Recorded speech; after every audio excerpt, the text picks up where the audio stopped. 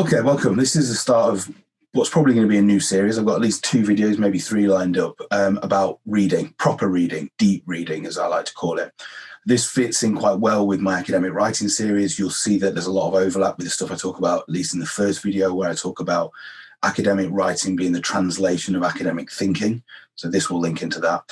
And also the final video in that series, the 6th video, or it's currently the final video, I may well do another, which is around when you've done too much reading or enough reading.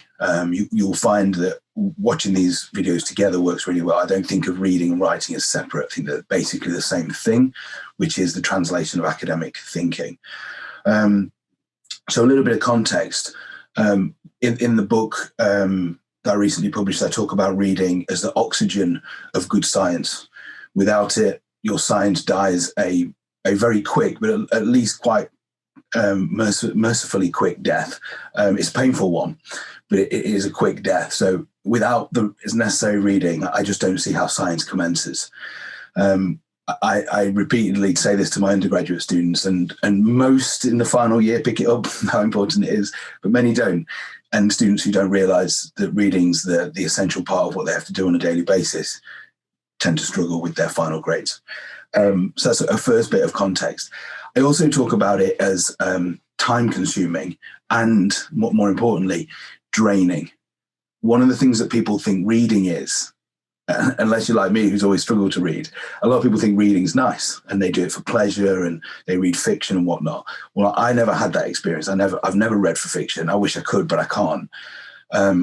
My experience of reading at school was that I was a slow reader, and not only was I slow, I also make things up as I go along. I tried to speed up so I wasn't embarrassed at school. So I'd make things up. Now, I'm not daft, so I could often make things up which sounded like they made sense, but reading in class for me was awful. And in later life, I basically avoided reading as much as possible. One of the reasons why I got into sport, because you don't need to read a lot if you're in sport practically. So because of that, I've had to really work at reading and think about reading a lot, about what it means to read properly, and the different levelness of what reading is, which is something I'll talk about today. And in the foreword to the book, I should give myself somewhat of a plug, shouldn't I? In the foreword, my PhD supervisor, Joe Maguire, talks about how I did research on boxing, and part of that research was to go and get hurt, basically. And Joe makes the point that at the same time, I had to read and think and write till it hurt. And I think that's a good way to think about it. A lot of the time when I'm deep into reading and writing, it'll be quite enjoyable, but still by the end of the day, I'll be completely drained. And at times when it's not that enjoyable process, it's just painful from the very start. But we have to do it and we work through it. So I'll touch on that a little bit as well. So first thing is then the levelness. What do we mean by levelness of reading? I kind of started thinking about this recently, and this video will be sent out to my undergrads. So if one of my undergrads listen to this is one of your colleagues who made me think about this. But this is important for all colleagues, I think, to grasp. Is that I asked this person was asking for some advice. I said, read this paper. It was a book chapter by Barry Houlihan. Very simple book chapter, really easy to understand. And we had another tutorial, and the student didn't understand the basic stuff that had come from that chapter. And I had to think through, is that it's not a challenging chapter. So what's gone on here? The student was bright. It transpires that they had not read it. The words had gone in and straight back out again. They'd not grasped it in any sort of sense. And I realized that if that's happening at third year still with good students, there's something here that we need to just kind of focus on in terms of reading. So that's why part of this video has come about. So the first level then is the words in and the words out. And we've all done it. We've read a page and we've got to the end of the page and we can't really remember what was on it. You remember reading the words, but you can't remember what's actually on the page. And usually if you can trace your kind of stream of consciousness back, it's because you've allowed yourself to slip into a different place, or not even allowed yourself, just slipped into another place, thinking about your tea or that boy that you text last night or whatever. There's this kind of process of not being present. So that's the first level of reading. It's a complete waste of everyone's time. So if you find yourself in that situation, just stop. There's no point reading when you're there. The second level is disconnected facts. So in this paper, I read this fact, 55% of something did this. Okay, fine. It can be okay for an exam, or it can be okay for what you might call a quotable. So if you're looking for just a fact or a figure to help some piece of writing come to life, you can read a paper for that level. It's very superficial, but you're getting some stuff out of it. And the next level, which I think is where most people tend to exist, is on a concrete empirical comprehension. Right? You get what the paper's saying. You know how many people were in the study, what theoretical ideas they used. You can probably tell me something about the paper. Most people are at that level when they're in academia. And that's good. That's useful. That's kind of a baseline level, I think, where we've got to be. But then we can move beyond that and think about the abstract comprehension. What does it mean? What does all of this taken together mean? And instead of I say to you, what was the paper about? And you list things that happened in the paper, you can say, well, this means this. And you can pull out, and usually the authors have done it for you in the conclusion and maybe even the setup. They've told you what the significance of it is and what it means. And you can talk about that paper in an overarching sense, a more abstract sense. Once you can get that, you can start to match it up with other ideas and other pieces of evidence and theory from different papers. So now you've got 4 papers that all said roughly the same, and you understand them at that abstract level. You can understand those 4 papers in some way interlinked. So you're starting to align things. So we can see already that the reading isn't an isolated process. It's not one paper, it's multiple papers. And then we go further again, and we can start to see how the papers might have an overarching alignment or misalignment with different schools of thought, with the discipline as a whole. So you might be reading about one specific area within your discipline, but hopefully because you're well read and you've put the time into it, you can start to align that with different parts of that discipline, different theoretical schools of thought, different conceptual ideas, different empirical places as well. Looking at this thing that you're reading about in older adults, but also young kids, or different populations in various ways. So that's then this it's starting to move, as you can see, into a kind of more meta understanding, more and more divorced from the specific paper, so to understand it, how it links into other ideas. And here we're starting to kind of really be able to pull together an overarching understanding which will be useful for writing. Up until this point, sometimes we get undergrad work, which is a list of facts, or is a list of this paper did this paper did this. But what we're looking for is something much more wider, coherence, and meaningful coherence across a body of knowledge. And we're starting to get to this level of the reading. So as you're reading now, you're not just reading the paper, but your mind's active in thinking about the other things that you've read. So it's a very connected up process. And then within all of this, at all of the levels, we can look at the style of writing. I don't think there's anybody who couldn't write a little bit better. And almost everyone that I ever teach, undergrad and postgrad, can always write better. There isn't anyone who couldn't do that. And the best place is to learn how to write better, to look at the people who have written and published work.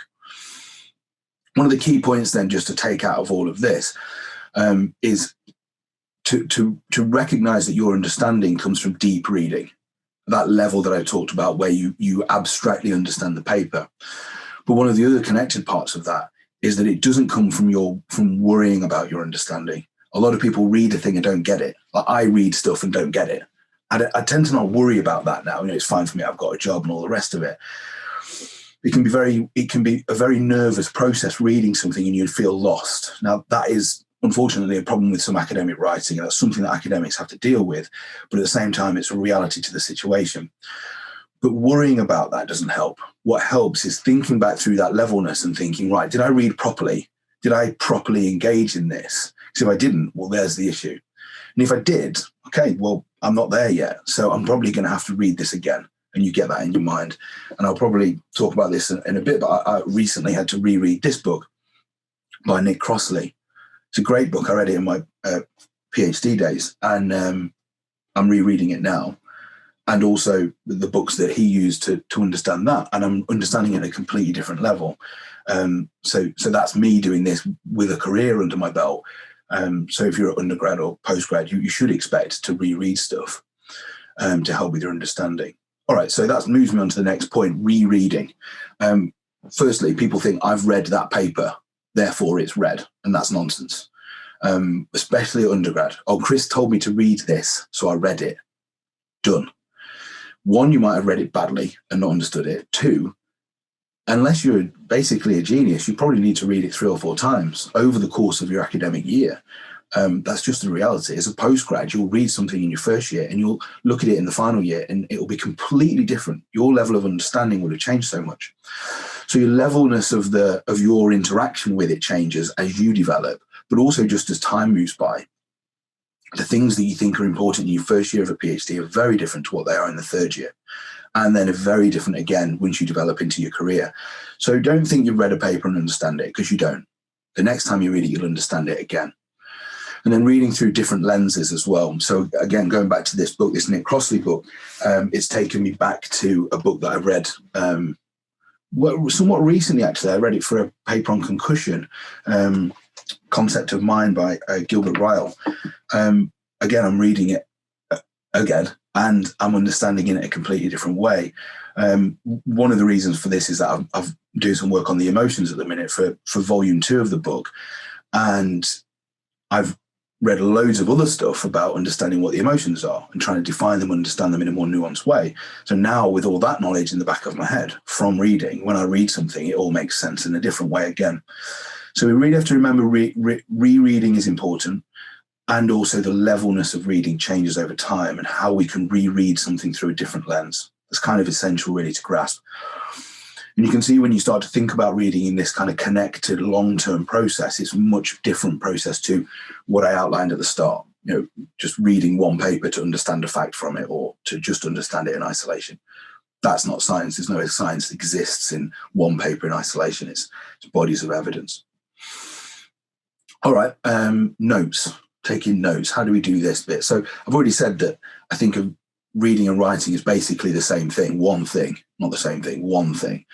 And the taking of notes is the starting of your writing. And one of the key points that I make in my writing videos and in the book is to say that you should just get used to writing rubbish. Just putting paper down, so putting words down on paper is an essential part of becoming a good writer. Once you've got those words down, even if they're rubbish, it means that you've got something to work with, something to develop. And this is where this happens in note-taking. So the first thing that I tend to do, and this is my process, which is mine, and I'm a bit weird, so you have to kind of bear that in mind and figure it out for yourself. And there'll be loads of videos about note-taking that are better than mine. So maybe have a look at some of them, but I'll tell you what my process is and see if it's useful. I highlight key quotes in the book that I'm reading, or the paper that I'm reading, and I read the paper and I go back and then I copy them out. And I will often, I'm quite happy to copy them out, not copy and paste with a PDF document. I like to copy them out so I can think about them as I'm writing. That kind of physical process is quite important to me. Physically reading a book, physically typing things out, sometimes saying them out loud really helps with my process. But after I've done that, I will make notes that pull them together. Notes that are often not connected to that book. So here's the quote from that book. And now I'll be pulling in different ideas from different sources, different ways of considering. And I don't mind if those notes are rubbish, right? I just get them down and get stuff down, get thoughts down, get ideas down. And often I'm trying to work there at that abstract, overarching sort of level. You know, this connects to this idea from such and such in this way. Okay, so I'm pulling everything together. Now, this is because I'm mainly now focused on writing books and not so much papers. It's a different process for papers, I think, and I'll talk about that in a second. But I'm thinking about writing book chapters, and I'm thinking about broad ideas which can flow over a book chapter, which is a more flowing and a nicer way of writing than some of the stuff that we have to write for academic papers, which are a lot more nuanced, a lot more detailed from the start point, less room for creativity. And then what tends to happen from there is I'll stitch them together. And so I'll turn those key quotes and I'll start to stitch them together with other key quotes. And they're my bits. And it will start to form into a chapter without even me knowing that it's happening. At some point there, I'll stop and I'll do what I talk about in the academic writing videos as post-planning. Or I'll go back and I'll go, right, what have I got here? Print it off, go through it and consider what I've actually got in front of me. From there, I can then start to kind of like refine it, and then we move into the writing process. Summary notes, I think, are needed, but they don't have to be good. So even if you were just to do bullet points, right, that's one way of just making sure that you're getting something done. And then when I'm doing a paper, and this I do work this way in books as well, but when I'm doing a paper, the way I tend to do it is I'll have probably 8 or 9 papers that I know are connected to the paper that I'm trying to write. And I'll have them, and I'll read them out, and I'll put them on a desk, and I'll have a planning document, an A3 piece of paper, where I'll start to kind of align some sort of analysis, some sort of theoretical frame, and I'll have everything out in front of me. And again, this physical process of readings takes over then, because I'm not reading a paper, I'm reading all the papers. Now, I can't read them all at the same time. I have to read them separate. But then when I'm coming to pull them together into notes which make sense for a paper, I'm looking at everything. So this is where we have to have a map and a planning document as to where they look, and your different pens and your notes and your highlighters, and it all comes together. That physical process for me is really important. So that's a bit about the note taking, which comes from the process of reading. What I'll do next, I'll call this one a day, and I'll do the next video on strategizing and planning, and then a few other points as well, before we get into something in the third video, which will be a little bit more complex, about the way in which we can understand deep reading when we get lost in reading. We'll go into that as well. Okay, hope that's useful. As usual, any questions, drop me a note. Take a look at some of the academic writing videos. See you later.